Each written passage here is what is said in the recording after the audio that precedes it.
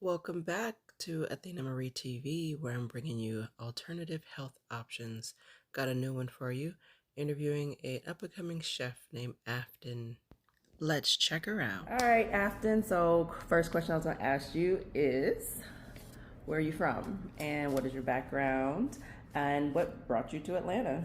Sure. I'm originally born and raised in Philly, and I've spent the majority of my adult life in Washington, D.C. And so I really consider that home. And I was just ready for a new start. And I've always loved Atlanta, and I just had the opportunity to come to Atlanta, and I came, and it's been amazing. So I think this is where I'll be for a while. All right, so I'm interested. What made you become a chef? So it really boils down to there was just a series of synchronicities that led to this. And I mean, even starting from my early childhood, um, so I have this scar on my hand from when I burned my hand on a frying pan when I was like 4 or 5 years old. So that should have been the hint from the beginning. But just throughout my upbringing, my parents were very nutritionally focused. We always ate a pretty, healthy, balanced diet. We had our treats and stuff too, but we weren't allowed to eat candy and a lot of junk food or anything like that. We ate whole wheat bread when it wasn't even like in style to do. Right. And my parents always made sure we had vegetables and I grew up eating a fairly healthy diet, so Right. that was kind of instilled in me from a young age. Right. And then going into my 20s, I started to experiment with different lifestyles, like vegan lifestyle, vegetarian lifestyle, pescatarian. So, I've explored all these different types of like eating styles. And then I'm a total foodie. Like one of my favorite things to do is one of my favorite things to do is to try new foods, go to new restaurants, and travel. That's one of my favorite things about traveling. You get to try the different cultural foods, Right. and I love food, good food, and I'm so curious about the ingredients and the preparation and the techniques, and watching other chefs and other cooks create these beautiful dishes. Right. And so it's just something I'm really passionate. Like my favorite thing to do is me and my friends go get some good food, have some good drinks, and have some good conversation at a nice restaurant with a beautiful environment and great service. Like that is one of my like number one things to do in life. So, Okay. so food has always been kind of a central aspect of my earthly experience. And so then in 2019, so I tend to have a lot of sinus issues and allergies. And so where traditional medicine just didn't heal it, didn't fix it in any way, didn't alleviate it in any way, I decided to try homeopathy. And it just popped in my mind one day. I searched and I found one, and my homeopathic doctor is amazing. Okay. So I went to her with this issue, and she gave me a couple remedies. She made some suggestions on how to change my diet in support of healing the issue that I have. And to this day, like I no longer need to take any allergy medicine. I don't need shots. I don't need anything. Nice. I still have to, like it's a seasonal thing, it's the Right. springtime right now. Exactly. So I do have to clear my throat a little bit, but that's the worst of it. Whereas in the Right. past, it was quite debilitating. Okay. And so in changing my diet, that forced me to kind of level up my like cooking style and to be more creative, to try to transition meals that I loved, because I'm a foodie, Right. into Gotta taste good. it's gotta taste good. It's gotta taste good. It's gotta look good, and it's gotta be the right texture, the right flavors, all of that. And sometimes, at least in the past, vegan food is usually kind of like mushy. It kind of has a weird texture. It may not have the right flavors, and so in my having to be creative, to have that same satisfying experience that I used to have with like meat and dairy, it forced me to really find ways to create those textures that I like, to create the foods that I like, in a way that supported my health.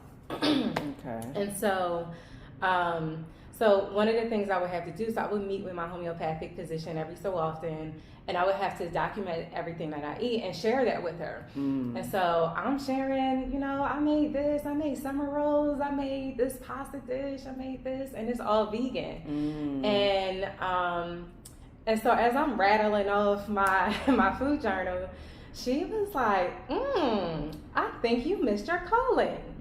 And in her saying that, it's like it planted this little mustard seed in my mind that's like, that's interesting. What if that is my calling? Which is and to when become she a chef? and when she said that, it was at the time that, and I mean, my entire adult life, like I've worked in corporate, but I've always known that wasn't right for me. I always knew I didn't want to do that. I always knew I wanted my own business. I wanted to have independence, and I wanted to love what I do. It had to be not just work that I do, but it had to be from within. It had to be who I am. Right. And so that mustard seed that she planted just continued to grow and grow and grow.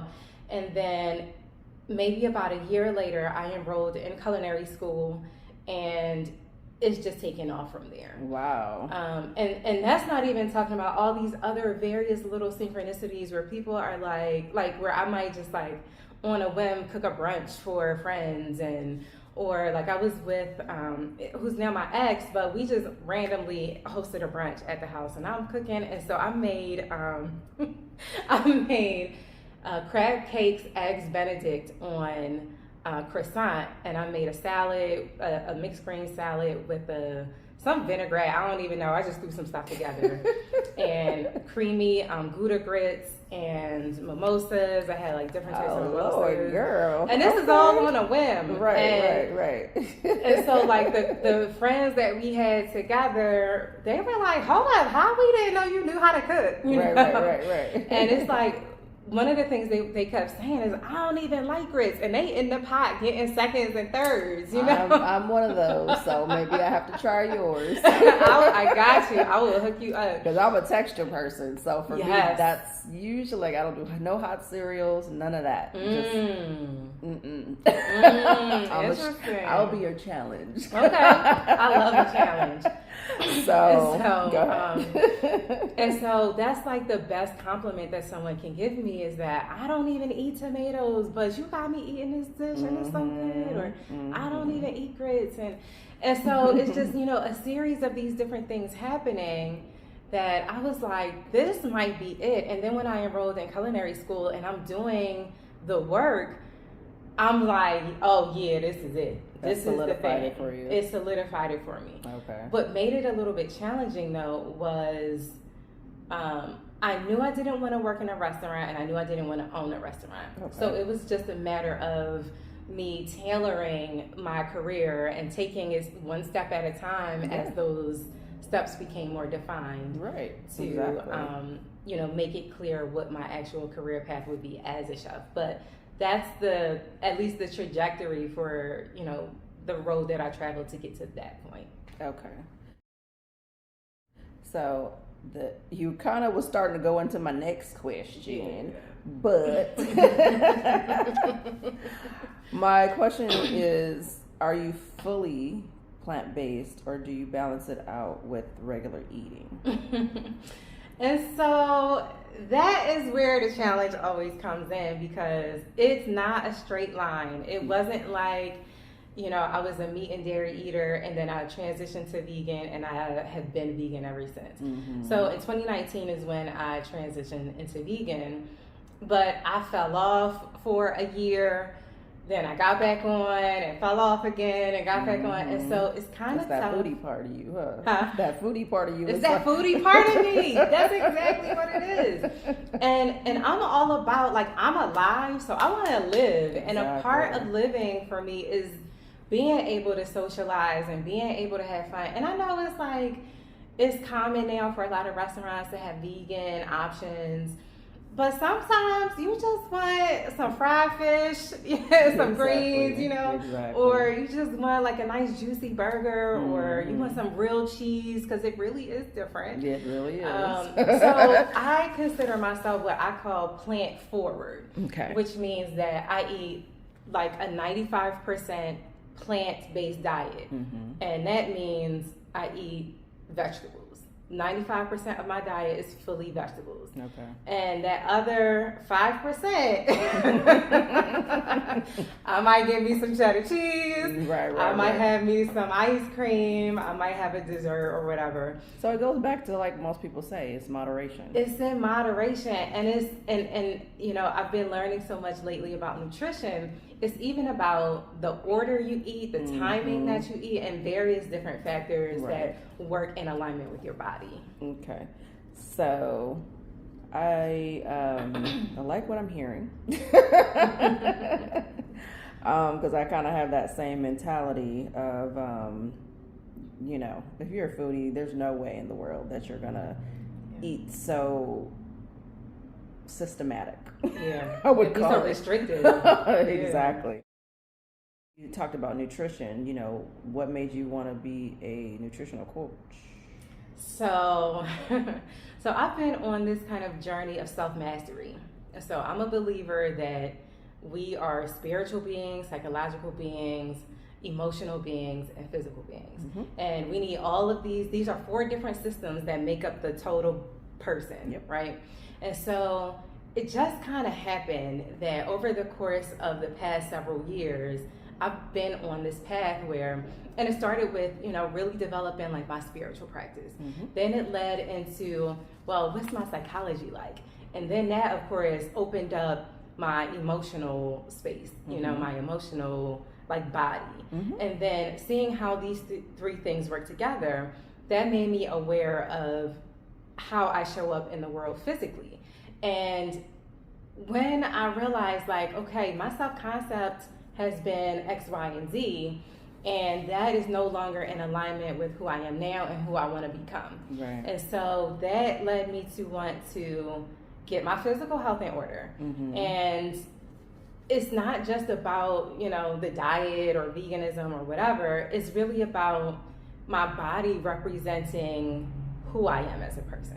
And so that triggered me to want to lose weight and to really be like, it just changed the way that I approach and see food. I'm still a foodie and I'm gonna still eat the things, but it's just my mentality around it changed. And so in my wanting to lose weight, I've just been doing so much research. It's not, they say, you know, when a student is ready, the teacher arrives, right? And it's like this information just kind of started falling in my lap. And as it started to come into my awareness, I'm like obsessed. I can't get enough. Like, I'm like, oh, this is how the body works. This is what happens when you consume sugar. This is what happens when you consume protein and carbohydrates and fiber and the macros and the micros and all of that. With it, huh? Yeah, like I started to get so much more into the science of it, and it's like I can't not incorporate that into my services and into my daily practice. You know? So okay. Like, what is plant forward? So, you know, there's all these different labels. There's vegan, there's vegetarian, there's pescatarian, there's flexitarian, there's all these things.